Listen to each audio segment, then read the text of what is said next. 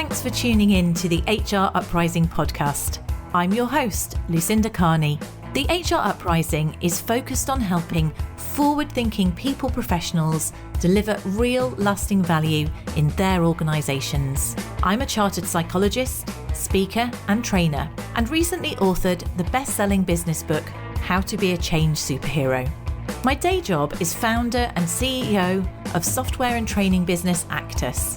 This gives me the opportunity to work with other businesses like yours. We are focused on building a better workplace for people wherever they are located, with the help of our performance, learning and talent management software and our training and consultancy services. Every week on the podcast, I will be covering different topics and challenges, joined by relevant experts and real-life people professionals. Thank you so much for tuning in.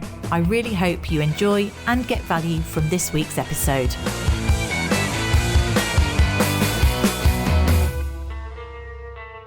Hello and welcome to this week's HR Uprising podcast. So we are halfway through our high performance series, and a couple of weeks ago we took a break to talk about the HR mental health report, which I really hope you had a chance to listen to. Powerful findings. Definitely listen to the research, really large research group. And we're now going to continue with our high performance program. Thank you so much. Some of you, I've had a few bits of feedback. I wasn't quite sure because I know doing solo episodes might be a little bit intense. They're quite intense for me as well. But what I'm trying to do is condense lots of practical information into one place, and I'll also support this particular episode with a blog and some downloads and some ebook links that we'll put you in the show notes. So if this is something where you're listening to it but you want to reflect back or read it, I'll make sure that that's available to you. And this is, like I say, this is our sixth one, so we're halfway through the series of 10. And the topic of this episode is reward for performance. What really works?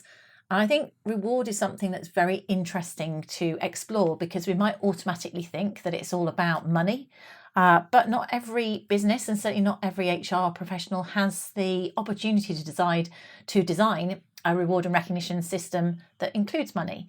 And actually, is money even a motivator? Of course, that depends. So these are all things that we're going to consider. So we're going to think, when does reward actually drive performance? What do we mean by high performance? How can we recognise and reward in different ways? We will, of course, talk about performance-related pay, the good, the bad, and the strategic. We'll think also about how you can reward creatively when you can't use performance-related pay, like public sector, for example. Employee benefit schemes, what works? Are they worth the money? And just how can we sustain high performance? What is it beyond material rewards that really engenders high performance on a sustainable basis? So let's start by clarifying, what do we mean by high performance? And I think this is something, again, these are questions that if you're looking at your reward strategy, these are questions to ask. And in terms of if you've got someone in your organisation, I'm talking to HR teams all the time about things like this, and they might say, we want to introduce performance-related pay, or we want to introduce 360 feedback in order to allocate pay. Can I go, hang on, well, what is it you're really trying to achieve? And if you are using these measures to measure high performance, what does high performance look like in your organisation? Because you've got to be really clear. Now, some aspects are easier. And if you're in something which is very output built, so deals closed, sales, something very, very tangible, it's easy to look at performance in a pretty black and white way. But the absolute reality is that high performance in most organisations isn't black and white. And in fact, you can think of people who may be considered high performers, let's say your highest salesperson, but they could be quite negative contributors to a culture or an organisation or a team. So think about your organisation. Is high performance purely output driven, or do you need to think about behaviours, values alignment, teamwork, leadership? When we think about a high performing manager, is it the manager who's got the strongest team or the strongest engagement? Is it the person who's the best at managing? because they get better results out of others. So what does high performance look like? And consider it holistically. Think about those people who consistently lift others, who are regularly innovative or positive or champion change. They're high performers as part of your culture, and often really valuable participants. So how can you make sure that you are measuring it appropriately and recognizing appropriately? And equally, not under recognizing. Sometimes people might be almost unintentionally discriminated against. So think, what does high performance look like? And also think, how can we measure high performance or define it? And high performance, like I said, black and white terms, in terms of something like a sales target, is relatively easy. It's black and white, we know where it is, we know how it's measured. But that classic SMART objectives, do people have clear objectives? Don't even think about putting performance related pay in place unless you know that you've got definitions of what expected performance is like, because only when you've got defined performance expectations in the form of SMART objectives, most likely, or KPIs, only then can you fairly evaluate whether or not somebody is meeting them.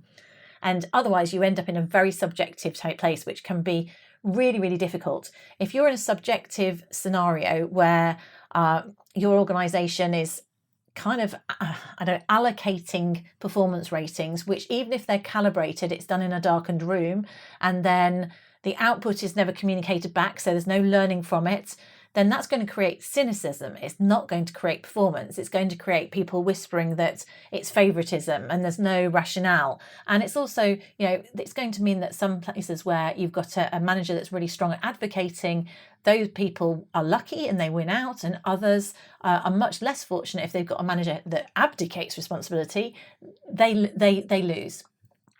So thinking about what is high performance, and have you got the processes in place that enables people to know what the expectations are around performance, and think, are you talking about something which is sustainable in terms of long-term goals? So not just short-term wins. Those people who shaft others in order to achieve. No, is that what you want? Short-term wins? No, you want sustainable developmental performance. And also have people, are they delivering their performance in a way that supports your organisational culture and long-term goals? So that might be demonstrating key competencies or aligning with your values. And why should you do that? Well, it's clear, really. I would link all of this to engagement. If you look at the CEB, the Corporate Executive Board studies, they're now part of Gartner. High-performing organisations are 2.5 times more likely to have aligned performance expectations and recognition systems. So they do think you are going to be better at performing if things are aligned, but we really do need to make sure that you've thought about how you're going to join things up, because misaligned performance processes, which would be where, as I was saying earlier, where the rating doesn't really link, or it's not communicated, or you don't have feedback, or you don't have clear objectives, that's less likely to drive engagement. So it could be counterproductive, even though you're thinking about putting something in place. And I'll talk more about performance related pay later. So once we're doing that, what else do we mean by reward? So reward isn't just financial. Recognition really does matter. And also we want to think about intrinsic reward, motivation. So you'll have heard about psychological theories like self-determination theory. That's Deci and Ryan, 1985. They tell us that we are motivated by 3 key needs. And this isn't everybody, I think, but certainly people in thought leadership roles to a large degree, but certainly you could see this in other blue collar workers as well. So it's one of those things, it may vary slightly from role to role, but these 3 needs are autonomy. Do we feel in control of our work? And do we feel empowered that we are autonomous to choose how we work and how we apply ourselves, as opposed to being micromanaged, basically? And if you ask anybody on a leadership development program what's their biggest dislike in people management, micromanagement comes out really high up the list. The second one is mastery. So someone feeling that they're learning or mastering or feeling competent and capable in their role. And the third one is purpose, feeling that your work has meaning. Now, those are three key needs. They are going to vary slightly from person to person. So you can imagine that certain people that maybe work in healthcare, that purpose might be really important to them. But you will also see people, if they haven't got something, that might make them leave a business. So they feel that they've no longer got control or autonomy, or they've stopped learning, or they feel out of their depth. So that's where people may become less motivated. So those intrinsic motivators are stronger long-term drivers of them. And in terms of recognition for that, is where we as leaders or managers of the people that you have in place might tap into that, really recognizing that that person delivered, if they made a difference, their sense of purpose, or they've mastered something and maybe they could teach others. So you can recognize people being autonomous. It's great having somebody in your team who just cracks on and gets it done. And interestingly, for me, I would say smart objectives where people have clarity about what's expected, but you're not prescribing how to do it. That's encouraging empowerment and autonomy. Whereas if you're micromanaging or you're not being clear and the directions are always changing, it sometimes happens, particularly in smaller businesses where there's lots of different priorities, people can feel out of control. So that's going to negatively motivate people. So what can we do to, obviously this is about reward and recognition. We're saying here that actually saying well done is reward in its own right. And when you look at the evidence around what drives high performance, goal setting with regular feedback is one of the strongest sustainable drivers of a high performance. So reward doesn't have to cost money. And research from Gallup 2023 says that employees who receive regular recognition are more than twice as likely to be engaged at work. But yet only 1 in 3 workers say that they received praise in the last week. Again, what we can do as HR, how can we embed that in terms of encouraging people to realise how powerful just that well done, but not just a well done generically. It's a well done for that piece of work. This is what I really liked about it. Catching people doing things right. The 1 minute manager, 1 minute praisings. That book must be 40 years old, but it's still spot on. 1 minute praisings is so powerful in terms of rewarding and sustainable long term performance. And that's where, if we haven't got the power to pay people more money, and actually should we even do that, because that might not be a long term motivator, what we really want to do is encourage people to sustain performance, and that's about investment of your line managers, or the investment that the line managers put into your people.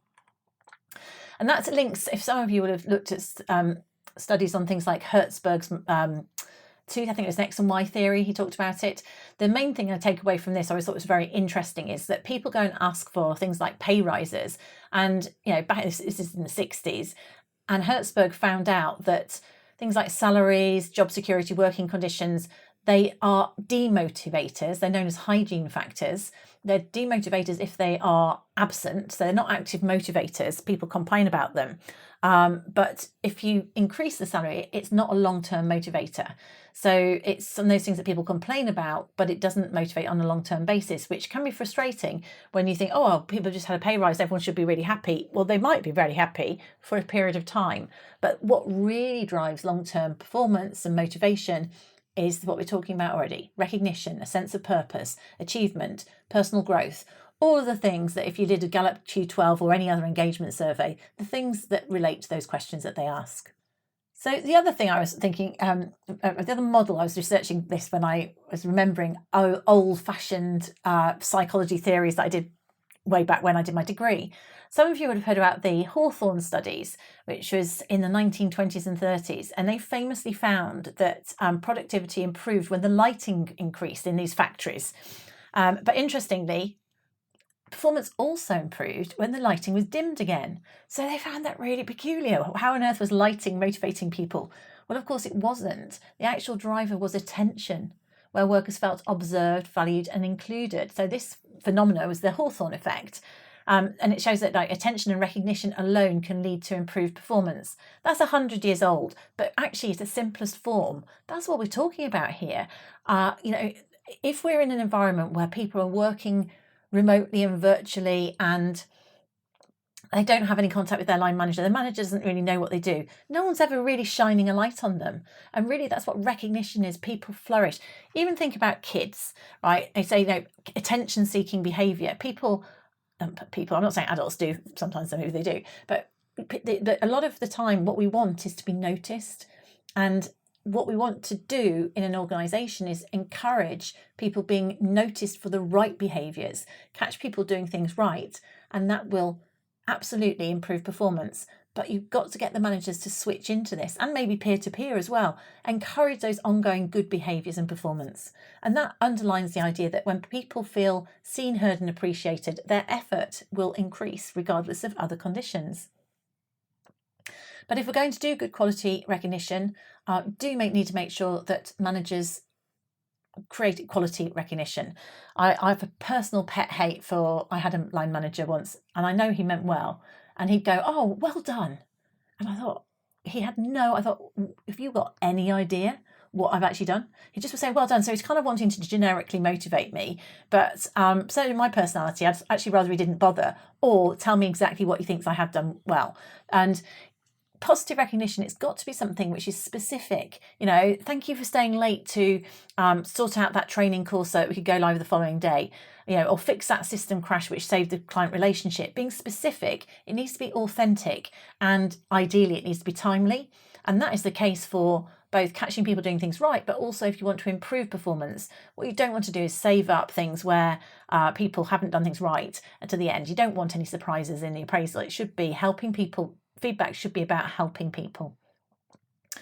And how can you do more of that in an organisation? Well, you could culturally try and drive it through using things like recognition, stars, peer-to-peer shout-outs. We've got a recognition tool in our system which is peer-to-peer, and you can then use that to recognise in champions awards, etc.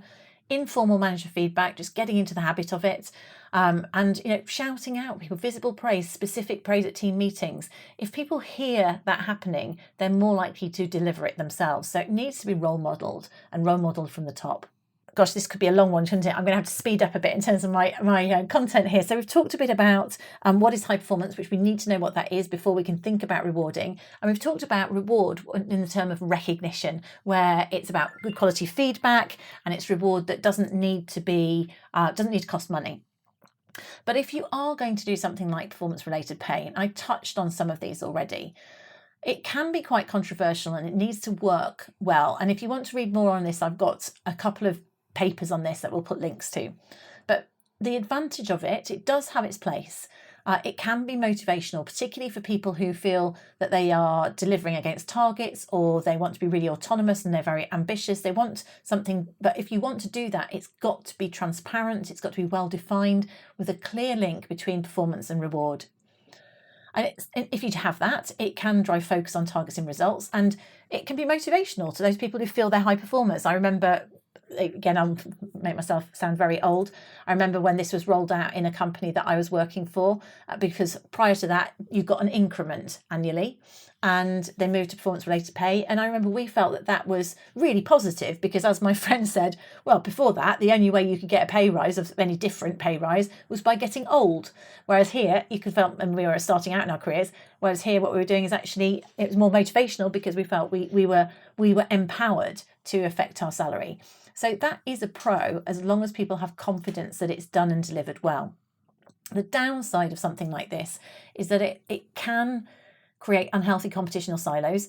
I'd say that's the case only if it's not well managed in the centre. And if you create a scheme, I would always say never ever impose a forced distribution, because people think for performance related pay of the General Electric forced distribution where the top 10% were got the highest reward and the bottom 10% were kicked out. That's really not reality. In a high-performing organisation, you want a skewed positive, and you should be encouraging managers to be managing underperformance out. So you shouldn't disadvantage them or tell them to keep underperformers in the business when they're not performing. You don't want that to happen. So you want to make sure that it doesn't demotivate people who miss out. You need to make sure it's well managed. You need to have things like calibration processes in place. Making sure that managers have evidence for their ratings and they are held accountable for their ratings. you've got to make sure that the criteria are clear and transparent. And I would recommend aligned to results and values. Otherwise, you really do. If it's just pure hard results, you're creating quite a dog-eat-dog environment. Ensure that SMART objectives are achieving but stretching for everybody and consistently challenging. And make sure it is something that, it's review it for fairness and impact. It's definitely something where it's a tiered system. You don't just like give all of the reward to the top. You just might distribute a pot slightly differently. So it's really most appropriate, something like that, in sales roles or something, but also in high autonomy environments, and where you see it in quite mature cultures. So you see it in professional services where it's quite well established. Financial services is quite common, and often it can work well there, but don't underestimate the negativity and cynicism. And if you're thinking of introducing it for the first time, think really carefully about it and make sure. You cannot go from having no performance management cycle and no ability of line managers to set clear, SMART objectives. If you don't have an established, effective, well-managed performance management process, you can't go from 0 to 100 and suddenly move to performance-related pay. You probably need to look through at least a 3-year program where you embed the right process in terms of a performance management process. What I've seen work well is do almost a fake first year. So it'll say, if we went through this year, this is how calibration or the ratings would go, where the managers get the experience of having their ratings challenged. And what I mean by that is that I'm a manager of 6 people. I go into the calibration meeting, and you do really need the managers to be able to answer for themselves, as opposed to it happening in a darkened room where judgments are made and it's not transferred back. And I'm challenged on the fact that, let's say I've marked all of my people as high performers, but my team overall hasn't performed. Well, I would be rightly challenged by that you can't really have all our high performers and low performing outputs as a team, and vice versa. So that's where you need to encourage the line managers to realise that they need to have their finger on the pulse. They need to be gathering decent evidence that validates the rating that they're suggesting for their people. So those are the things that you need to think of. And I'd reckon if you're starting it from scratch, it's going to take a while to go to work, to embed, if you're thinking about doing this now. And I think less and less organisations are going that way at the moment. Maybe, I'm not entirely sure why. It is tricky as well with financial times if you want to motivate people, but performance-related pay really only motivates if you do it well. And actually, if everyone's getting pretty much the same, then maybe thinking about a different way of using ratings, because ratings are still valuable, because it's quite useful to get managers and the individual to be honest with each other. But it can be something that can backfire if it's not managed well. How can you, if you don't have performance related pay as something in your armoury, let's say you are in the public sector, which many of our listeners are, or in a budget constrained environment, then financial reward isn't an option.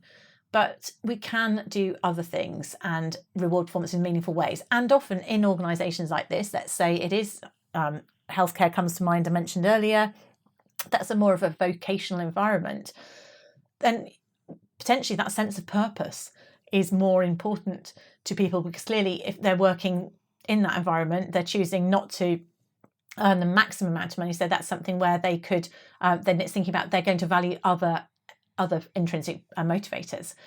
So sort of things you can think about is time-based rewards. Actually, this is really valuable, and there's some evidence to say that the younger workers into the workplace really value their long weekends and things. So, early finishers. I heard of a company that does summer Friday afternoons off, having days in lieu, flexible working. For me, those sort of things I think are actually really priceless. Even before COVID, where people can work at home, because actually now flexible working people, lots of people will choose not to work somewhere where they've got to go in 5 days a week, because the quality of life difference between getting on the train or motorway every day of the week is worth a significant amount of money. So flexible working. I know in our business that we've had people that have worked with us for a long period of time who have earned more money somewhere else, but the flexibility that they've got, it has a value. So thinking about things where, valuing time-based rewards, volunteering, flexibility to pick up the kids from school, whatever it might be, then you can put things like that in place. Now, of course, if you're working something like where you've got shift patterns, that is much more difficult.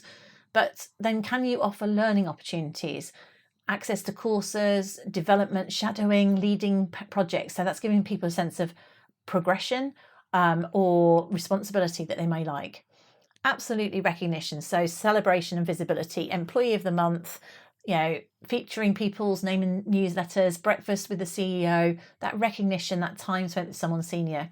And meaningful gifts, personalized things, showing that someone is more than a number, something that is personal to them. So, for example, don't buy a bottle of vodka for a teetotal, but actually, if you know they absolutely got a sweet tooth and love chocolate, then get them some chocolates, or I don't know, something for their favourite football team. So something that's meaningful and personal goes a really long way. The other thing is helping people realise, if you're purpose-driven professionals, helping people realise what a difference they've made to others. So sharing customer or patient feedback and recognising the impact in terms of morale, how well someone's done something, because often, the recognition can be really, really low, or the connection between a staff survey isn't there. So if someone is recognised, making sure that's shouted about, because it makes a huge difference. So we talked about recognition, we talked about what's high performance, we've talked about performance related pay, we've talked about being creative about reward. Now let's think about benefit schemes. So there are some big companies out there charging a lot of money for employee benefits. And do they actually work? Well, they are increasingly popular, for sure. So things like cycle to work schemes, retail discounts, gym memberships. But do they actually motivate performance? It's hard to say, honestly. Clearly they'll have lots of evidence that they do. But I do question personally whether by the time you've paid the extra commission to the benefits platform, whether or not a 50 quid voucher for whatever it is going direct might be a better way of doing it. But I think the evidence, as far as I understand, is that when they are genuinely useful, again, it's like personal. So something that people find genuinely useful. And of course, that means they've got to be flexible. It will depend from person to person. They've also got to be communicated clearly and easy to access. So some things are so complex, no one knows how to do it. And and even if they ask HR, so how does this cycle to work scheme work? How do you make it work? So it needs to be something straightforward for people to get the benefit from.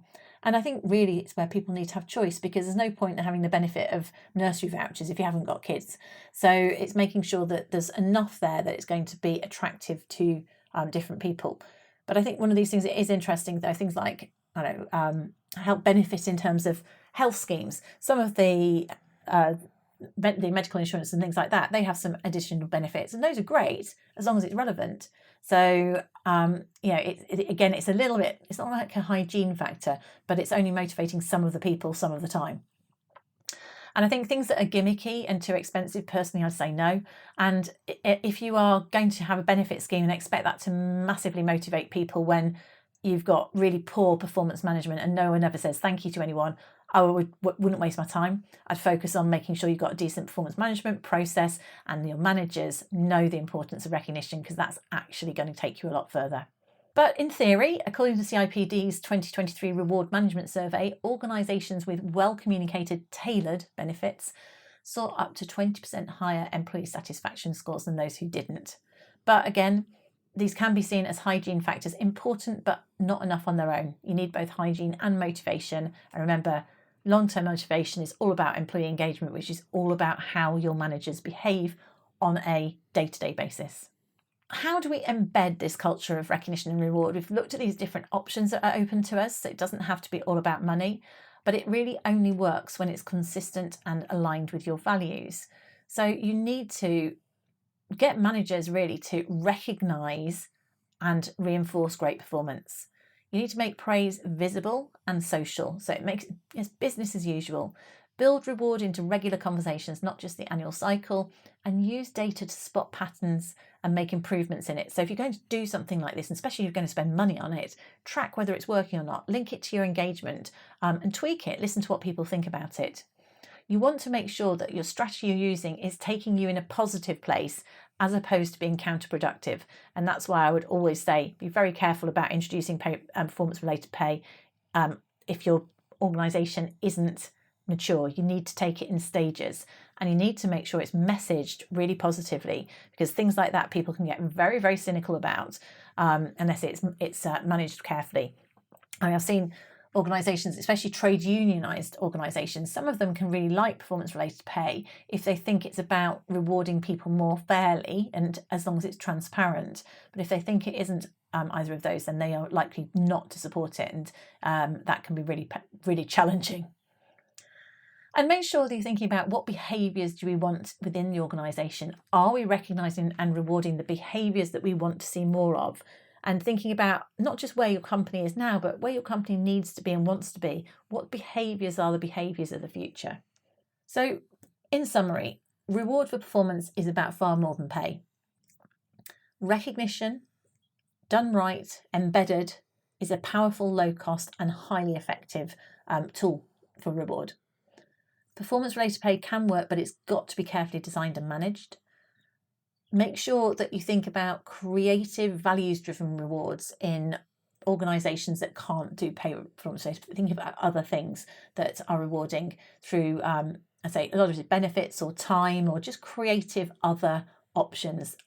Find out what people would really like that would be valuable to them, often priceless. Employee benefits, they can be valuable, but they've got to be relevant to the individual and accessible, so a bit flexible.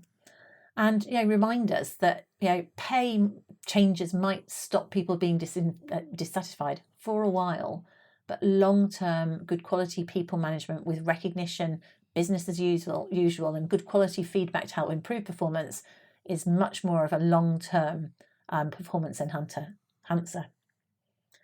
So ultimately, the most effective rewards come from truly understanding what motivates our people. So thank you so much for joining me today on the HR Uprising podcast. Another reasonably meaty subject. I know I've covered lots of content. As I said, I'll put a link to the show notes. We're going to do a blog which will summarise this. And I've got some white papers that link to these topics that you can download. There's one about to rate or not to rate. So if you're thinking about doing performance-related pay, how you can do it and to avoid some of the pros and cons, not least in thinking about what ratings to use and what not. And so listen, do please tune in the next couple of weeks when we're coming up with our next episode of the HR Uprising podcast High Performance Series. And next week, we're talking all about talent and progression. I really hope you found this week's episode useful and enjoyable. If you did, perhaps you could recommend us to a friend or colleague, or give us a review on your platform of choice. It really helps new listeners to find us. Now you can access links to any of the information mentioned in this show via the website www.hruprising.com. Further free resources are also available at www.actus.co.uk. There you can also find out more about our software and training solutions. Finally, why not join our LinkedIn group, the HR Uprising, to share ideas and collaborate with other like-minded people professionals. Thank you for listening to the HR Uprising podcast.